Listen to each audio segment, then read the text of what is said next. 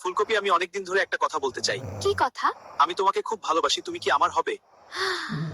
আলু, আমিও তোমাকে ভালোবাসি। তাহলে আজ থেকে আমরা সব সময় একসাথে থাকবো। হ্যাঁ। বন্ধু, ছোটবেলা থেকেই তো বলেছিলাম আমাদের সন্তানদের বিয়ে দেব। হ্যাঁ, সেই কথা আজ পূরণ করব। আগামী শুক্রবার বিয়ে হবে। শুন মা, তোর বিয়ে ঠিক করে এসেছি তোর মুলা অ্যাঙ্কেলের ছেলের সাথে। কিন্তু মা আমাকে না, ছোট থেকেই তোর বাবা তোর অ্যাঙ্কেলকে কথা দিয়েছে। মা, আমি এ বিয়ে করতে পারবো না। আমি চুপ, এই কথার মুখে আনবি না, তোর বাবা শুনলে তোকে মেরে ফেলবে।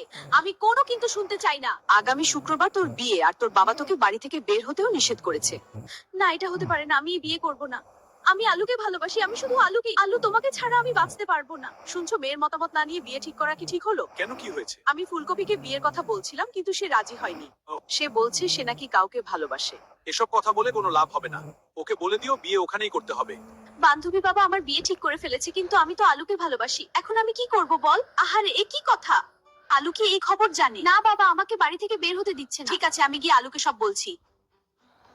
আলু, ফুলকপির বাবা ফুলকপির বিয়ে ঠিক করেছে। কাল শুক্রবার ফুলকপির বিয়ে। এখন কিছু করতে হলে তাড়াতাড়ি করতে হবে, সময় খুব কম।